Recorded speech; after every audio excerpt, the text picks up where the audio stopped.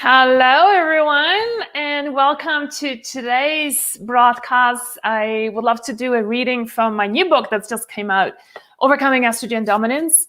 And I'm going to be reading chapter 1, chapter 2 that talk about, oh no, we don't want that to happen. I'm going to be reading chapter 1, which is all about symptoms, and then chapter 2 is all about why is estrogen dominance happening. Because that is something that I think once you know where the problem comes from, then you can address it proactively, right? So just in case you're just joining us today, we started the launch and giveaway party for the new book, Overcoming Estrogen Dominance. And we started off this morning. So there's going to be videos coming out for the next 8 days. Today, we're just talking about like the overall picture of estrogen dominance, what it is, what are some of the foods you can work with, and how to change your diet, how to support your liver, what are the symptoms. So today we're kind of like setting the stage. Tomorrow we're going to be talking about breast health, and then we have one specific day on fibroids, one whole day on thyroid health and nodules and Hashimoto's disease, which is highly correlated with estrogen dominance. Then we have about testing. How do you test with Dr. Sean Tassone? So we've got a full lineup for you. And you can find the whole schedule on overcomingestrogendominance.com/events. Is it event or events, Brittany? If you could just post that link in the comments, you guys can see. And if you're coming late to the party, that's okay. It's like one of those parties that actually gonna go on for a while.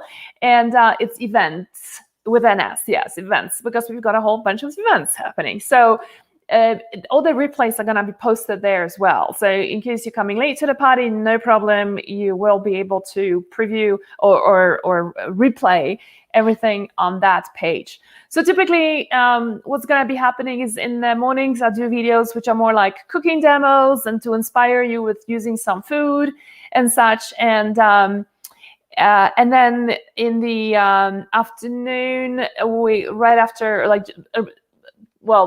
late morning or early afternoon depending on your time zone, then we're going to be doing Q&As with experts. And so I've invited people I truly deeply respect in the different disciplines, like about testing and breast health tomorrow and fibroids and castor oils. And so, and then we also have, and then in the evenings, like now, we're going to be doing live Q&As. And then I'm going to do a chapter reading every day for different chapters. So today we're going to start off with chapter 1 and 2. And the chapter 1 is really about what's going on in your body and what are some of the symptoms of estrogen dominance. So post your questions, and I'm just going to get through a little bit of the chapter, and then we can start popping questions out on the screen for me to answer. And then I can move on then to chapter 2.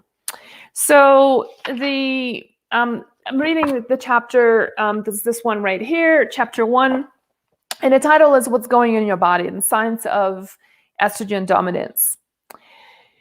So as you expect, we are going to cover a lot about estrogen in this book. It's so important that you don't demonize or fear it. We need estrogen, the right kind and in the right amount, to be healthy, happy women. The trouble arises when we don't have the right balance and we experience estrogen dominance. But estrogen isn't the only hormone that we should be paying attention to restore the balance. So there is a fun way to understanding estrogen dominance. Dealing with hormonal problems is like dealing with a bad romantic relationship. So let me use the metaphor to illustrate how things can go wrong with estrogens. It is logical to think that since you show symptoms of estrogen dominance, you may have too much estrogen. This, however, is incorrect and overly simplistic. Estrogen dominance can manifest in 3 different ways. The problem is 1, 2, or all of the following 3 scenarios. So the first scenario is called too much of the bad guy. And then in brackets, it says too much of estradiol or E2. This one is pretty straightforward. You have too much estradiol, the antagonistic estrogen. Estradiol can do us a lot of good, preparing our body for pregnancy, supporting a positive mood, and protecting us against bone loss. But too much of a good thing can be a bad thing. Estradiol is just too powerful in high doses, just like when there is too much of a bad guy. Scenario 2 is an ugly breakup. The unfavorable breakdown of estrogen results in too many harmful metabolites, or what I call dirty estrogens. Most of us have gone through a romantic or professional breakup that can be less than ideal, and the consequences linger on for years. In the context of hormones, the liver is responsible for breaking down estradiol and estrone into smaller pieces as the first step in the process of eliminating metabolized or used up estrogens. There are three different smaller pieces that estrogen can be broken down into. The first one is called 2-hydroxyestrone, also known as 2-OH, a good estrogen that does not stimulate cell growth and can block the action of stronger, potentially cancer-causing estrogens. 4-hydroxyestrone, also known as 4-OH, potentially harmful with increased estrogenic activity. It can be considered a dirty estrogen. 16-alpha-hydroxyestrone, also known as 16-OH, potentially harmful, associated with increased risk of breast cancer, definitely a dirty estrogen. We want more of the 2-hydroxyestrone with limited amounts of 4 and 16-hydroxyestrone. If that's not happening because your liver is already taxed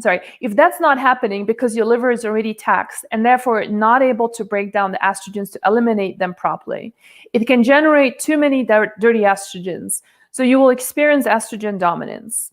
This is why the health of the liver is so vital when you're experiencing estrogen dominance. And guess what? There's a whole chapter here on just how to support your liver.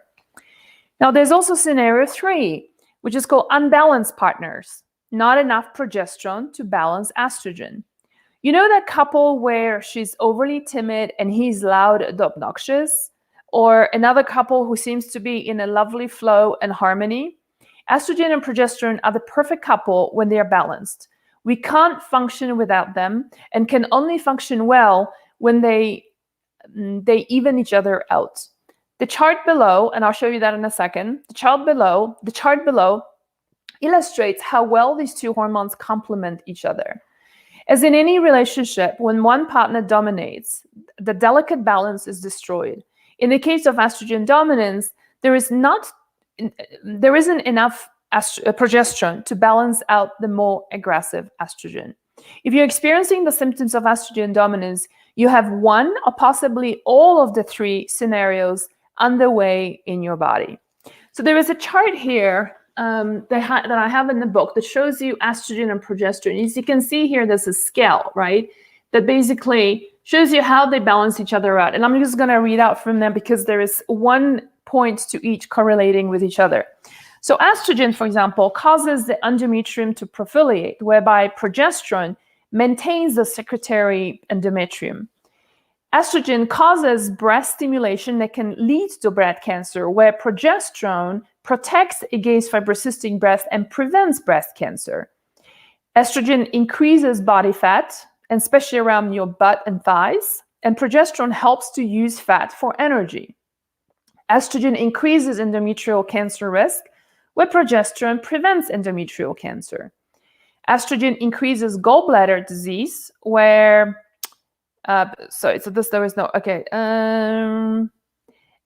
estrogen increases blood clot risk, where progesterone normalizes blood clots. One of the symptoms of estrogen dominance, for example, because of this, is that when you're having a period and you go to pee, there's big clots that are coming out, and that's one of the signs that you might be having estrogen dominance. So let's talk a little bit about symptoms. And let me just cover this because I think this is an important and interesting one about inflammation. So estrogen plays a major role in many aspects of your physical, mental, and emotional health. Therefore, symptoms of estrogen dominance are many, as well as they're varied. Symptoms may range from cellulite and heavy bleeding to irritability and thyroid nodules. Another issue is that estrogen is highly inflammatory. Inflammation is an essential part of the healthy immune system, indicating damaged tissue that needs repair or a threat, such as infection, foreign invaders, to be fought. As the body heals, the inflammation subsides. But if the irritant persists, the inflammation doesn't subside. It continues unchecked, becomes a chronic problem that can be linked to autoimmune diseases, cancer, heart disease, diabetes, asthma, and Alzheimer's. Women with estrogen dominance suffer from chronic systemic inflammation. The whole body is inflamed. In turn, the inflammation caused by estrogen dominance leads to poor estrogen metabolism, perpetuating the vicious cycle. It also compromises hormone receptors throughout the body, making it hard for hormones to get into the cell and do their job. This applies to all hormones, not just estrogen. For example, your hair follicles have receptors for thyroid hormone. If the receptor is inflamed, it is unable to accept thyroid hormone and your hair will fall out. So even if you have enough of the hormone in your bloodstream, it can't get into the cell to be used. You have receptors for estrogen pretty much everywhere, including your bones, brain, and breast. If inflammation is blocking the doors for these receptors and estrogen can't get into work in the cell, you will start experiencing symptoms. So there is a quiz in the book, and the quiz is divided to two parts, which is estrogen dominance per se, but there is also signs of low progesterone. Because remember, estrogen dominance can manifest in the form of either the estrogen being too much of one estrogen, the way you're breaking down estrogens can be compromised, but it's also you can have low progesterone, and the symptoms are slightly different with low progesterone. So what are they? Symptoms of estrogen dominance include breast lumps, fibrocystic breast, estrogen receptor positive breast cancer, fibroids, hot flashes, PMS and PMDD, heavy bleeding and postmenopausal bleeding, spider and varicose veins, fat and cellulite, especially around the butt and thighs that just would not go away, heavy periods, absent periods, irregular and sporadic periods, ovarian cysts, uterine polyps, irritability, mood swings, and anxiety, headaches or migraines, particularly before your period or mid-cycle, thyroid nodules and thyroid cancer, bloating, puffiness and water retention, endometriosis, gallbladder problems, melasma, which is brown facial discoloration or spots above your lips on the side of your face and forehead, allergies due to estrogen's highly inflammatory nature, estrogen fuel cancers such as ovarian, uterine, and lung cancers in non-smokers. Okay, and then continue on from here, saying inflammation increases your risk for the chronic health issues mentioned above, and estrogen dominance is also linked with increased cancer risk. Thyroid, ovarian, uterine, and estrogen receptor positive breast cancer are common symptoms of estrogen dominance. So what are the symptoms of low progesterone, right? And so many of them that I've read are there when you have low progesterone, but there's a few others that are very, very indicative of specifically of low progesterone, which is insomnia, waking in the middle of the night, infertility, miscarriages, especially in the first trimester, mid-cycle spotting, anxiety, restlessness, and mood swings. Okay. So that's that. And there is a quiz in here. There's another section I want to read. Let me just dive into questions in just a second. There's a lot of them coming in. There's a whole call-out box we actually created right here because many of you email us and say, hey, I'm in menopause. Why am I having symptoms of estrogen dominance? It doesn't make sense. Since I'm low on estrogen, right, in menopause, why am I having estrogen dominance? That's puzzling. So this section here, I'm going to read. The title is, Can I be in menopause and low in estrogen and have estrogen dominance at the same time? Yes. You're probably thinking, well, I'm in menopause. My estrogen is at its lowest. How can I be experiencing symptoms of estrogen dominance? There are a few ways. Think back in the scenarios outlined earlier. You can be experiencing scenario 1 that I talked about, right? Where you have too much of the aggressive bad guy estradiol compared to other 2 estrogens. So even though you're low, you can still have them, right? Or you can be in scenario 2, and what little estrogen you have is being broken down in an unfavorable way into too many of the potential harmful, dirty estrogens. Scenario 3 is also a possibility in menopause. Even though your estrogen levels are low, your progesterone levels are even lower and not enough to adequately oppose estrogen. Notice in the chart below how at age 35, estrogen and progesterone are balanced. In your 50s, both hormones drop and go a little haywire during perimenopause. But progesterone drops so much more than estrogen. At age 55, there is no balance. There is much less progesterone compared to estrogen, setting the stage for estrogen dominance. So yes, it's absolutely possible to have estrogen dominance in menopause, and that's why the Estrogen Reset Foundation protocol would benefit perimenopausal, menopausal, and even postmenopausal women. Okay, so I hope it all makes sense, what I'm talking about here. And, that's actually one of the funny emails that we get from our readers saying, hey, your quiz doesn't make any sense, right?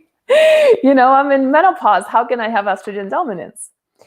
So let's dive into a couple of questions. There's also another part here about testing, lab testing in this chapter, but I think I want to leave lab testing for when I do an interview with my good friend, Dr. Sean Tassone, and we're going to be talking about Dutch testing, urine testing, saliva testing, and that's coming up. I think it's on Saturday. Check out the schedule. The other thing is I was going to mention is that we're doing book giveaways, you guys, and so as I'm reading through all of this, I'm going to quiz you and ask you a question. And whoever gets it right, then we're going to be sending you a book for free. The other thing you can do to help us, and, and I'm sorry if I'm repeating myself, but I will be talking about this through and through this whole week, is that this is super personal work for me because I've had always a lot of problems with estrogen dominance. I'm genetically conditioned or predisposed. And I have family members on both sides of the family who passed away from estrogenic cancers. And so when I went to see my doctor, she looked at my labs and she was like, wow, you haven't had cancer yet? You're already 45 with these kind of genes? So this work is super personal for me. I feel in some ways like I had to write this book for myself first, just to put my thoughts together, and then making it available for hundreds and thousands of other women. So one thing that you can do to support this movement is to tag another woman who you think this might be helpful to, somebody who's struggling with the symptoms that I talked about. And quite honestly, I feel like, who doesn't? That's so prevalent these days. It's like, is there anybody who doesn't have symptoms of estrogen dominance these days amongst women? In chapter 2, we're going to be talking about causes of estrogen dominance, so you'll see why is it so common. All right. I love how you're teaching your book. Okay, well, thank you, Anne, Foresight, Ricks. Let's see, Brittany, if we have any questions that we want to cover before I move on to chapter 2.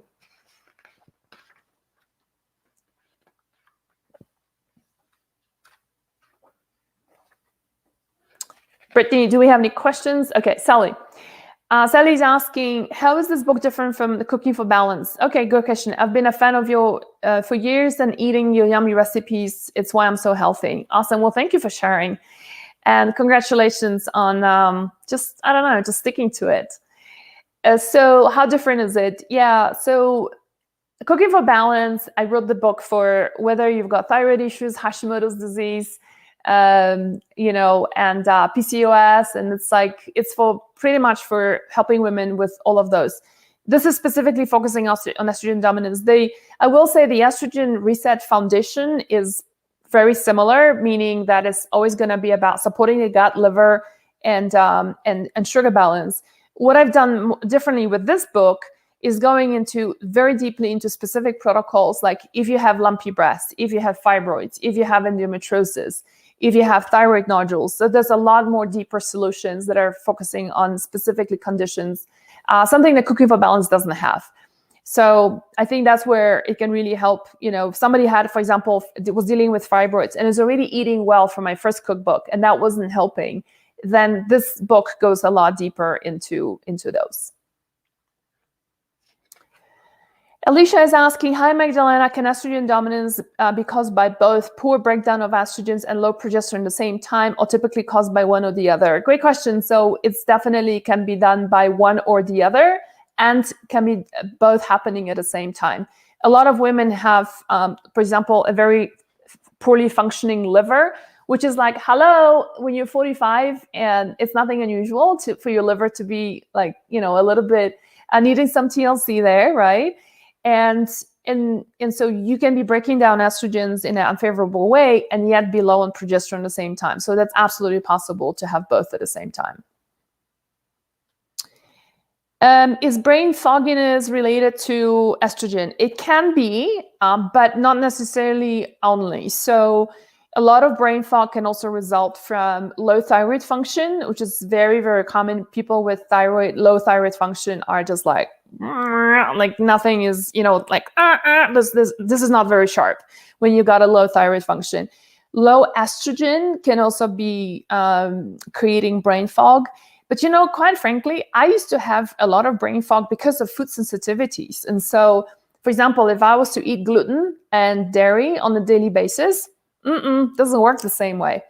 It could be different deficiencies, nutritional deficiencies, like low magnesium, for example, low B vitamins. So, for example, B6, B1, B12 are like huge brain food, right? So there is a few possibilities. Definitely estrogen is one of them. So it's estrogen dominance the place I would start with all my hormones and low, when all my hormones are low, except my cortisol is super high and I'm in menopause with lots of symptoms and just developed a blood clot in my arm 2 weeks ago. Carol, yeah, so, one of the things that you find about this book, right, is that I'm very non-dogmatic. And so the way the book is written is a really no-nonsense, science-based. By the way, I just want to show you guys this section here. There's a whole section here that is just bibliography. This is all just medical references that are all cited in the book. So just so that you know, well-researched, science-based, and non-dogmatic, I'm not gonna be like, oh, if you're eating grains, if you're not keto, you're never gonna do well. I don't do that. If keto serves you well, great. If grains are not serving you well, then avoid those. So the book is there really to help you navigate. And the truth is that not only would it help you with oil hormones and general inflammation, but most likely, and this happens all the time, when the women buy these sort of books or programs from us, and then they put their husbands and the kids on it, it's like the kids' eczema, eczema go away. The husband starts losing weight and sleeping better, doesn't snore anymore. I mean, the difference in health is really profound for the whole family. So to answer your question, yes, it will definitely help with all your hormones. When it comes to cortisol, the question is, why is your cortisol high? Is it stress? Is it lack of sleep? Are you over caffeinated? Do you have some trauma from the past that's unresolved? So there's, I find like with cortisol, it's a little bit more than this book. It's a question of where's cortisol coming from. From the other hormones, I do believe that this book can definitely help you. Mandy saying, I was diagnosed with estrogen dominance and had many classic signs and symptoms. I recently got a Dutch test and it said I was extremely high in progesterone. What are the symptoms related to high progesterone? Mandy, so sure. So symptoms would include things like being really foggy brain, being really lethargic, being really like feeling blah, sleepy a lot of the time. So that's an overdose of progesterone. I'm curious, are you taking progesterone anyway? Are you on birth control that maybe contain progestins? That could be, that's a question for you. Okay, let's move on to the next question. Is HPV a sign of estrogen dominance? No, it's not a sign of HPV. It's not a sign of estrogen dominance. HPV is caused by a virus, so it is really about supporting your immune system and working with somebody who really understands antivirals to address that. So I wouldn't put that in the bucket of estrogen dominance.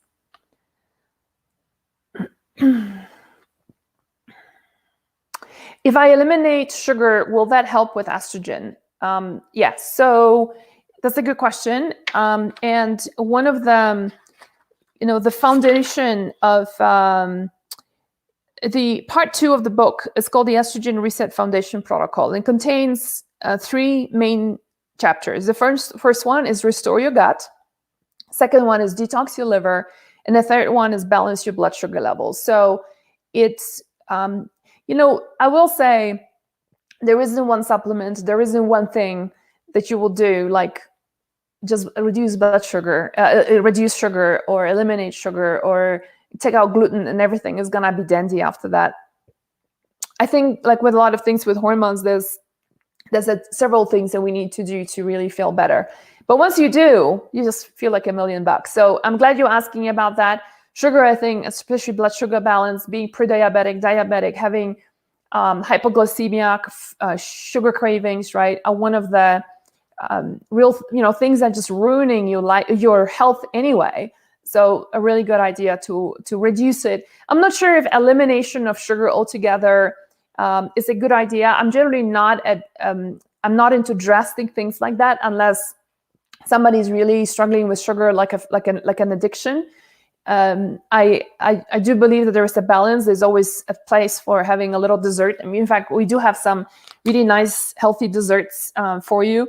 This is one of my favorites. I just opened up a page on it. It's called the sweet potato bread, batatata, which is from a cake from Macau. So, yeah. Okay. Shall I move on to chapter 2? Then we can talk about what's causing your estrogen dominance. Okay. So chapter 2 is called Why This Is Happening, Causes of Estrogen Dominance. Estrogen dominance is a complex condition with several potential causes. Some are internal, meaning your physiology or your body's internal workings are contributing to your symptoms. Other factors are external, originating from outside your body to cause hormonal imbalances. Most likely, a combination of internal and external factors are at work. Knowing where your estrogen dominance is coming from will help you reverse it and manage for life. Let's take a look at some of the most common contributors to estrogen dominance to see what might be going on with you. So, internal factors. First one, sluggish liver. Remember scenario 2, the ugly breakup to experience estrogen dominance? That's when the liver breaks down estradiol and estrone into too many potentially harmful dirty estrogens.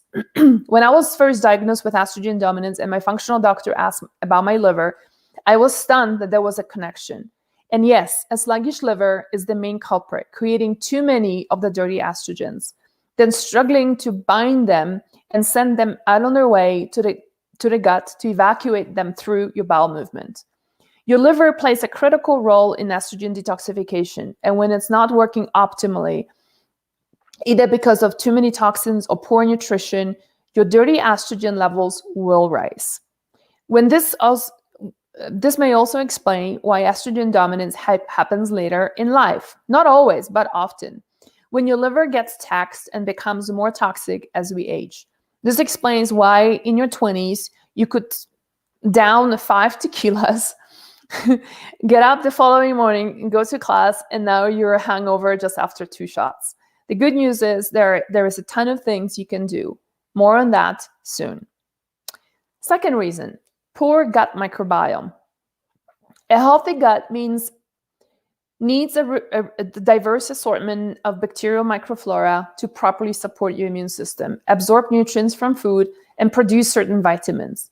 A specific type of microflora called the estrobolome is in charge of metabolizing all of the various forms of estrogens. If your gut microflora is out of balance and there aren't enough beneficial estrobolome bacteria to break down the estrogen so the body can dispose of it, too many dirty estrogens may end up back in your bloodstream, causing estrogen dominance. Another factor, not enough fiber. We need to consume at least 20 to 30 grams of fiber each day, but most Americans only get about 15 grams per day, if that. More specifically, the U.S. Food and Nutrition Board and the Institute of Medicine recommends that women under 50 take a fiber intake of 25 grams per day, and those over 50 consume 21 grams per day. The lack of fiber in our diets can lead to serious health consequences, including estrogen dominance. Insoluble fiber, the kind found in most plant-based foods, including cruciferous vegetables, I was showing those this morning, flaxseed, oat bran, and hull of whole grains, beans, legumes, sweet potato, does not dissolve in water and stays intact throughout the digestive system and sweeps the colon, partly evacuating metabolites or dirty estrogens and preventing estrogen reabsorption. Eating enough insoluble fiber to have good regular bowel movement is essential for maintaining estrogen balance. Soluble fiber, the type of fiber that attracts and dissolves in water, turns into gel-like substance in the colon. It helps to regulate the rate of digestion and prevents the reabsorption of estrogen, mitigating estrogen dominance. Soluble fiber is found in flaxseed. So yes, flaxseed, it has both kinds of fiber: apples, pears, asparagus, leeks, oats, and mushrooms. In addition, all types of fiber feed the beneficial bacteria that maintain a mucosal layer lining in the small intestine, which in turn decides which molecules enter into the bloodstream and which ones stay out. When that barrier is compromised, chronic inflammation and a disruption of the gut microflora may happen. Both can lead to estrogen dominance. Next cause is too much sugar. Sugar is linked to so many chronic conditions, from obesity to heart disease, diabetes, inflammation to non-alcoholic fatty liver disease. It's no wonder it's called the white death. It is a major cause of estrogen dominance. A diet high in sugar causes a cascade of troubles for your hormones. It elevates your blood sugar levels and insulin, paving the way to insulin resistance and estrogen dominance. Sugar is also a classic trigger for the release of cortisol. Too much cortisol not only promotes inflammation, but also reduces the amount of progesterone available to balance out estrogen, contributing to scenario 3, unbalanced partners. Your gut microflora takes a hit from too much sugar too, taxing your ability to metabolize estrogen. And if that wasn't enough, all the sugar tends to belly fat that further secretes estrogen. Did you guys know that belly fat, the visceral fat, is actually then becomes an organ producing estrogen? Isn't that fascinating? There is more, but that you need to know. What you need to know here is sugar spells disaster for your hormones. Belly fat. Belly fat, the visceral fat stored inside your abdomen and around your liver, stomach, and intestine, is also referred to as active fat because it produces hormones such as estrogen, and specifically estradiol, the dominating and potentially harmful estrogen. The more belly fat you have, the more estrogen is being released to these cells and contributing to estrogen dominance. Belly fat also increases your risk of insulin resistance, and is another contributor to estrogen dominance. Stress and trauma.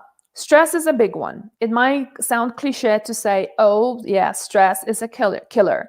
But on a biochemical level, it is. When you're stressed out, you produce a high amount of cortisol to help you handle it. If you remain chronically stressed, your body will prioritize the conversion of pregnenolone into cortisol instead of progesterone and other sex hormones. It is called a pregnenolone steal, and it means more cortisol and less progesterone is available to offset estrogen. Many women who draw a health timeline notice that the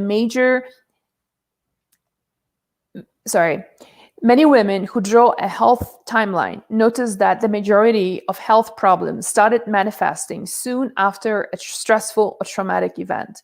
Women who experience trauma are more likely to develop breast cancer, and most breast cancers are estrogenic. Another reason, too much testosterone is being converted to estrogen. I'm going to skip this one, but this is all because of blood sugar levels. One that I think you guys might find interesting is gallbladder. So gallbladder, no gallbladder, or insufficient bile. That's another. So in case you're joining us late, I'm talking about what are the causes of estrogen dominance.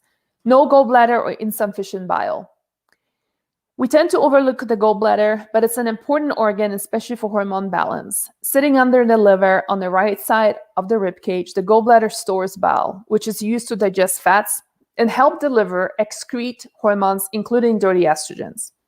This explains why women who have their gallbladder removed often suffer symptoms of estrogen dominance a few months after the surgery.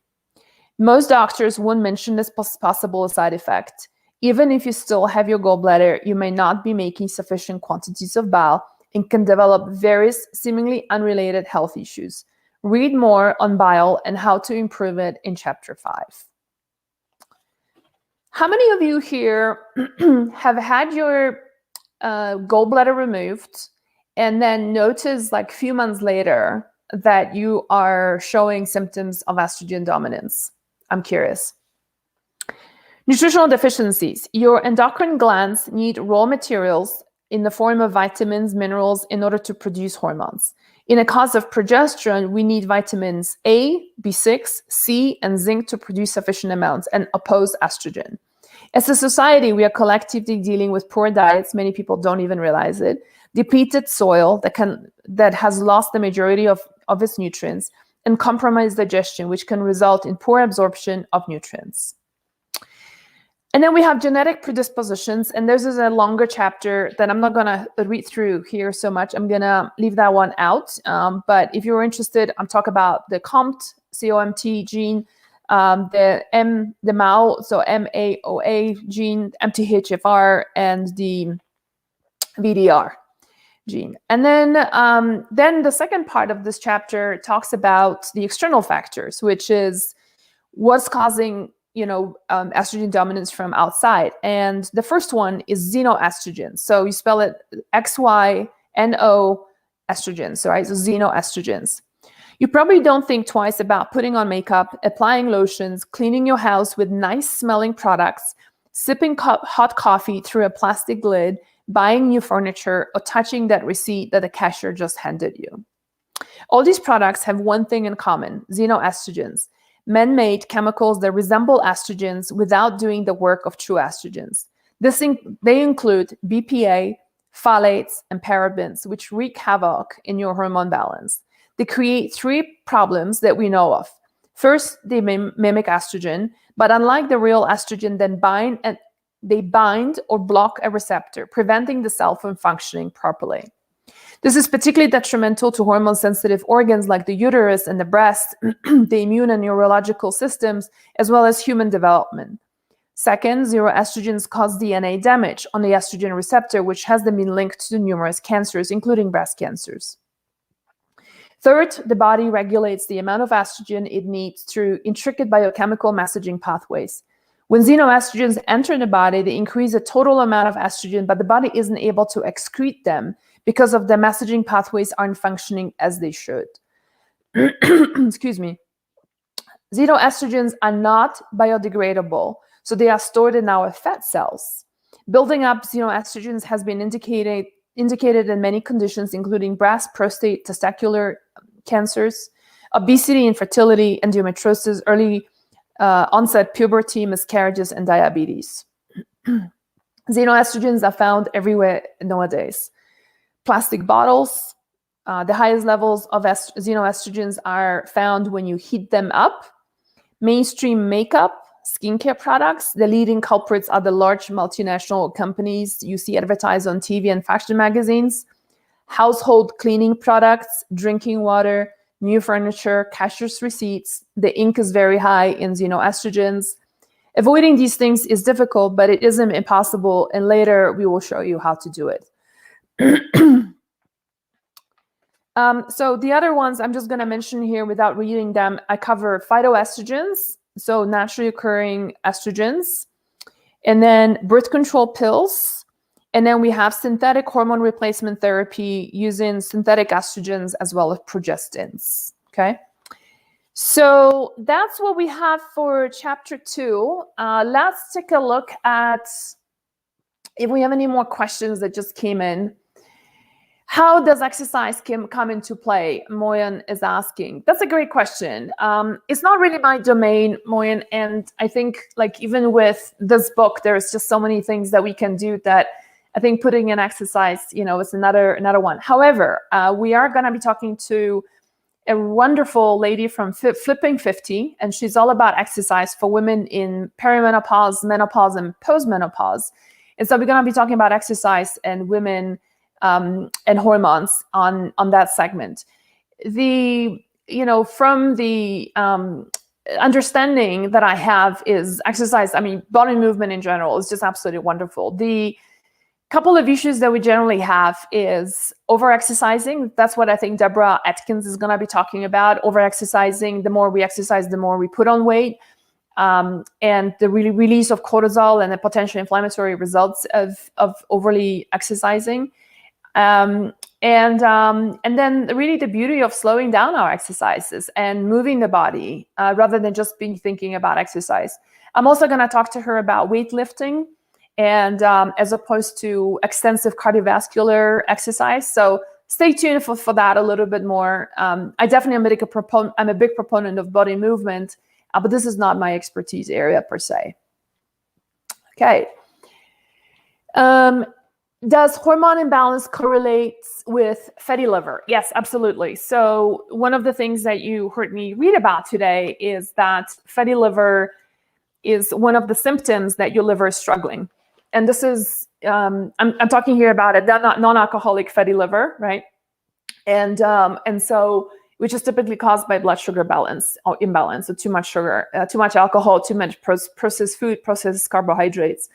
So when your liver is impaired, your ability to metabolize estrogen is severely compromised as well. It's really as simple as that.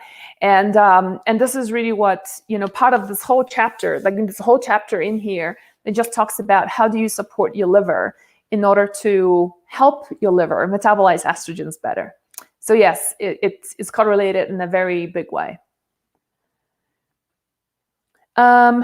Mandy is asking, what gut microbiome is part of the estrobolome? Does the GI map test identify gaps or holes in estrobolome that could be triggering hormone imbalances? Okay, it's a great question. So the research on estrobolome is still very, very preliminary, very new. And it is also, I have reached out to the leading person on the estrobolome space who's in NYU conducting research. And I have unfortunately never heard back from them because I was asking exactly the same question. What is the subset of bacteria?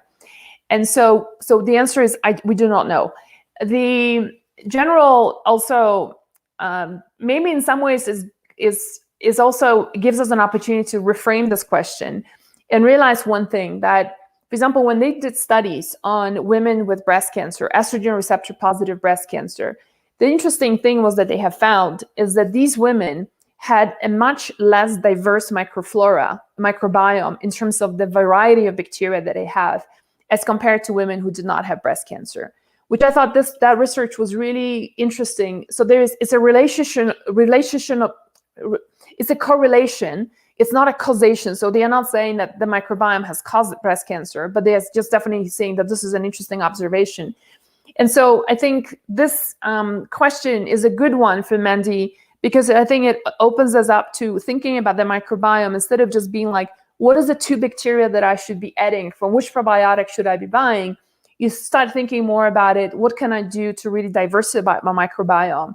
And that's really, with the microbiome project, right, is, there is so much more research that shows the variety that matters and not just having a few strains and having a lot of them. In fact, that can cause a lot of disruption as well.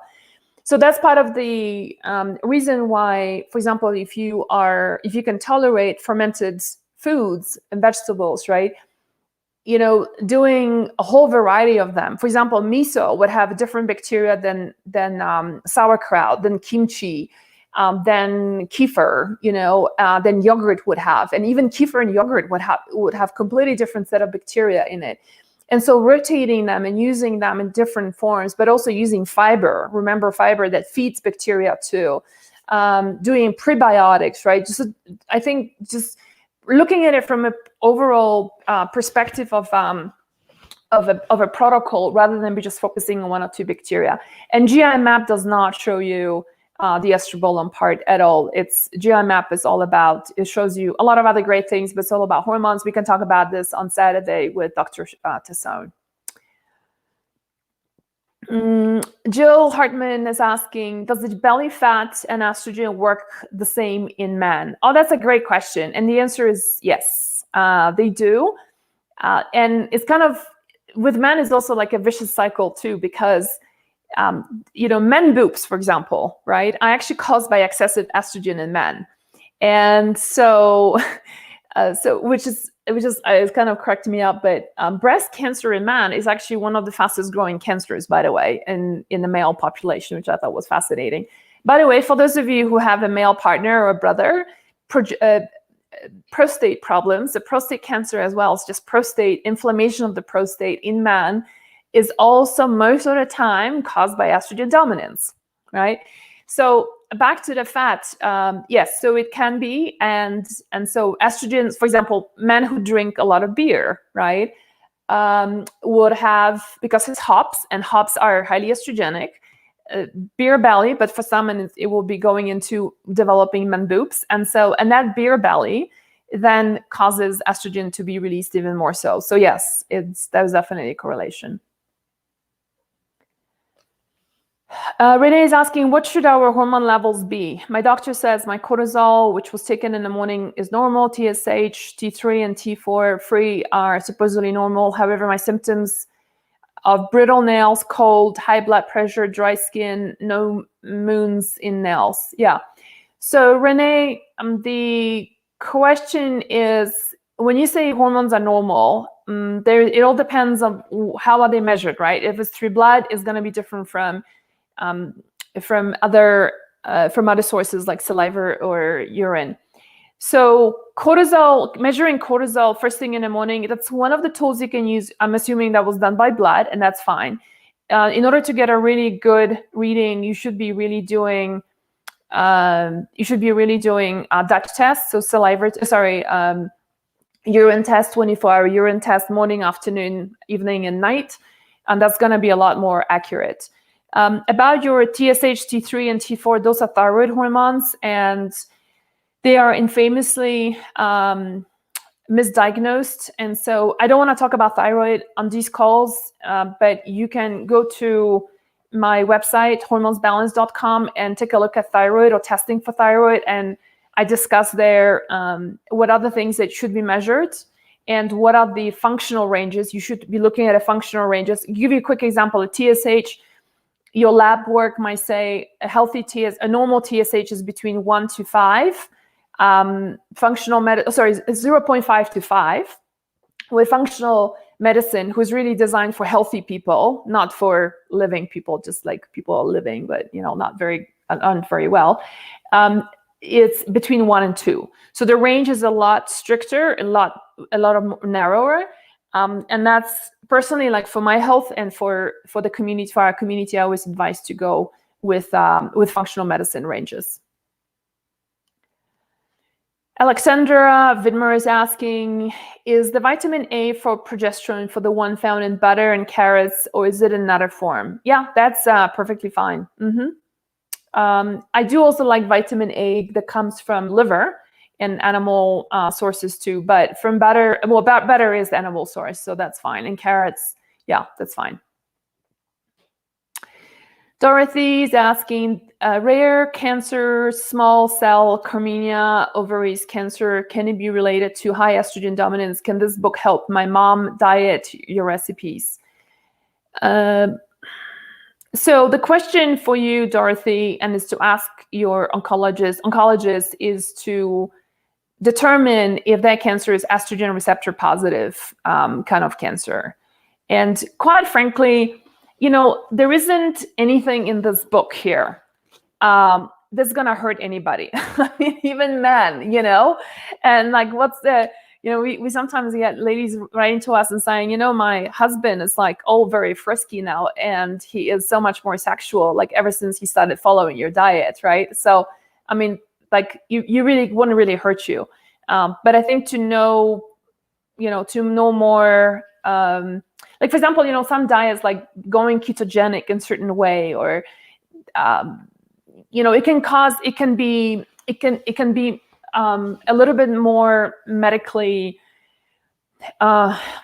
risky, I want to say, right? But, not with this. I mean, the way I've written this book is really any healthy person can really, anybody can really benefit from this book. I have Crohn's disease, Veronica is saying, so I have to avoid foods that have too much fiber. What can I do in terms of prebiotics to support my microbiome? Yeah, so prebiotics, I mean, you have so many wonderful probiotic options, right? You can do resistant starch, and so that will be like very gentle, cold potato, cold rice. I think one of the recipes that we have on my website is cold potatoes, not sweet potatoes, white potato, cold potato salad. That's really wonderful. Banana flour, green banana flour is a great way to, if you can do eggs, making a green banana pancakes is a wonderful option. And then you have some other, prebiotics, but that are a little bit higher on the FODMAP scale. So the question, Veronica, is if you can do FODMAPs, things like onions, a wonderful asparagus, Jerusalem artichoke, right? Are all very high. Asparagus I mentioned are all very high on prebiotics too, but not everybody can do them. So.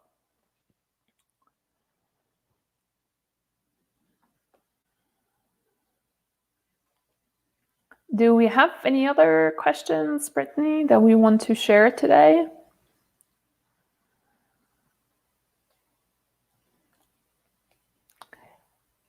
Okay, so yeah.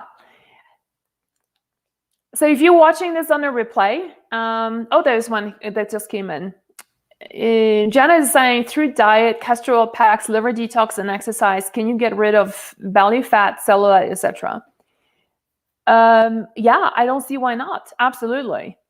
And one of the things that I'm gonna talk a little bit more when we talk about belly fat in the coming up episodes, is that you really want to watch out for blood sugar levels. And so, how many of you here feel like, what I said here in the book when I was doing the reading just now, right? When I said, how when we were younger, we could just do like 5 tequila shots and then get up and go to class, like no problem, right? And then try to do this now and you just be like 2 tequilas and, 2 vodkas or whatever, 2 cocktails, and you are like, so, I just feel like as we age, our sensitivity to everything becomes a lot greater. I think part of it is because our liver is just not as efficient as it used to be. So I feel that it's the same way with sleep, is the same thing with weight, right? And so we just become a lot more sensitive to things. And I think when it comes to blood sugar balance as well, that's like the leading reason why women store fat around the belly. One of the things you find here in the blood sugar balance chapter is me talking about, depending on where your fat is stored, it shows you your hormonal imbalance. So, women who tend to be estrogenic, like me, if I put on weight, it all goes in my butt, my thighs, my hips, right? But when it comes to women with metabolic disorders, right? So like blood sugar balance problems, and they can definitely be increased as we age. It goes into our belly. So women who are more the apple shaped tend to have high blood sugar levels. So so through diet, but I would just really caution, is diet with a real good balance, sugar balance. And in a couple of days, if you look at the schedule, so go to Overcoming Estrogen Dominance /events. The URL has been posted by Brittany. You will see there what are the days that I'm going to be talking about breakfast. And one of the ways I have found to be incredibly effective when it comes to balancing your blood sugar levels is to do a different breakfast, not oatmeal with fruit, not a smoothie with a whole bunch of fruit in it and sugar in it, but doing a savory breakfast. And so all the recipes here in the book are very much savory based for breakfast. And I'm going to be showing you some examples in the coming days. We've already seen this one. There is one that's from Rock saying, which liver detox do you suggest? So I'm not sure what do you mean by that. Like, I don't have a product specifically to suggest. I mean, the suggestion I have in the book is all about using the right vegetables, doing bitters, using certain teas like burdock root tea, dandelion root tea, doing digestive bitters before a meal.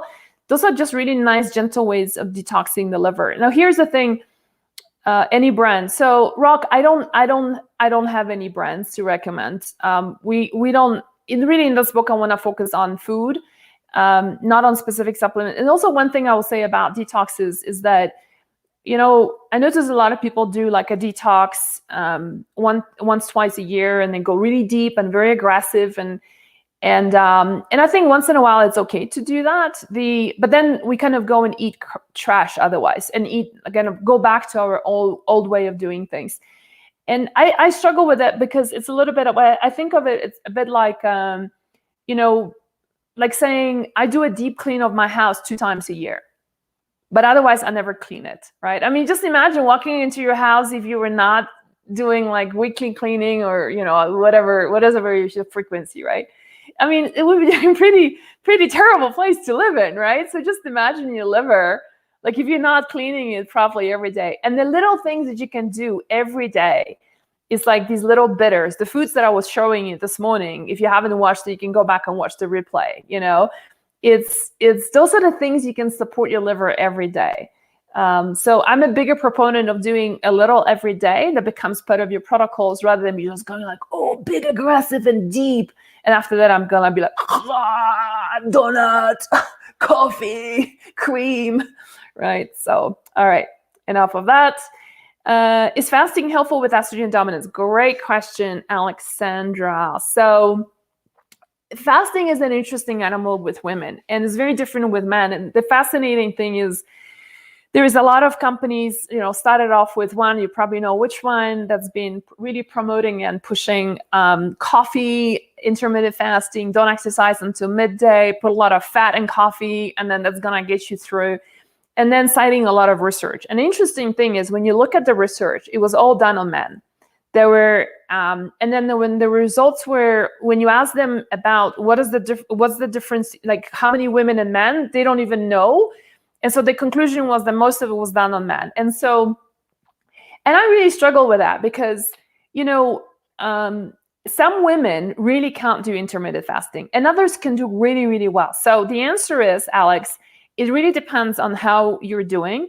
And I want to caution you, when you do intermittent fasting, please try to abstain from caffeine during that time, because no matter what they tell you, caffeine does increase your blood sugar levels, even if it's got no sugar, even when it's got a lot of fat. I personally know that if I have a bulletproof, right, at say 7, 8 o'clock in the morning and don't eat anything until 11, 12 o'clock, I get absolutely exhausted. My energy completely crashes. I have brain fog. I feel like everything is just being sucked out of my brain. I want to go to sleep, you know, like around 11 o'clock. And then by 11 o'clock, I'm like, I want a muffin. I need some sugar to pick me up. It's horrible. So, but a lot of women can do intermittent fasting without any caffeine, just having a hot beverage, having a hot, a drink of sorts that is non-caffeinated, maybe a green tea, but some women can't tolerate that. So I really want to prompt you to really try it on yourself and see really what agrees with you. But just to be really careful. Is water volume important too? Absolutely. I mean, that's just like, it's so basic and elementary. I don't even, I'm glad you asked that, but I feel like doesn't even need much of a discussion. And if you're not sure how much water to drink, then there is a formula that we use. So it's basically, it goes by your weight. So for example, in pounds. So if you're from Europe or Canada, don't be angry with me, but that's just an American thing. You can just do your own conversion. So you basically take your weight. So let's say you're 180 pounds, right? And you use the formula is to use half of that in ounces to convert to water. So if you're 180 pounds, then it's basically 90 ounces is your water intake. However, I found that's not enough, especially if you're exercising, if you live on high elevation, if you live an active lifestyle, if you live in a dry place like Arizona, or damp place like Florida, where you're perspiring a lot. So at Hormones Balance, we recommend to do 2/3 of your body weight in terms of water. And the quality of water is very important too. You don't want to be drinking water from plastic bottles that I talked about here, those Xenoestrogens that are really nasty. You want to just get a really good water filter. And to filter your water, carry your water not in plastic bottles, but in glass or aluminum, or stainless steel kind of containers. Okay. All right, so we're coming to an hour. I'm trying to keep it within an hour, and so excited to have you guys here and have so many wonderful questions. And so we have another 7 days to come, and Sunday I'm going to be taking a break, but other than that, we've got a whole lineup for you. So go to overcomingestrogendominance.com/events, and you will see all the good stuff that we've got for you. And if you feel like you want to pass on the message to somebody, a woman in your life who's dear, who you really care for and you love, and you think that will benefit her with all this knowledge here, then do just tag them or pass them this broadcast or the website Overcoming Estrogen Dominance, whatever feels right to you. All right, thanks everybody, and I will see you tomorrow.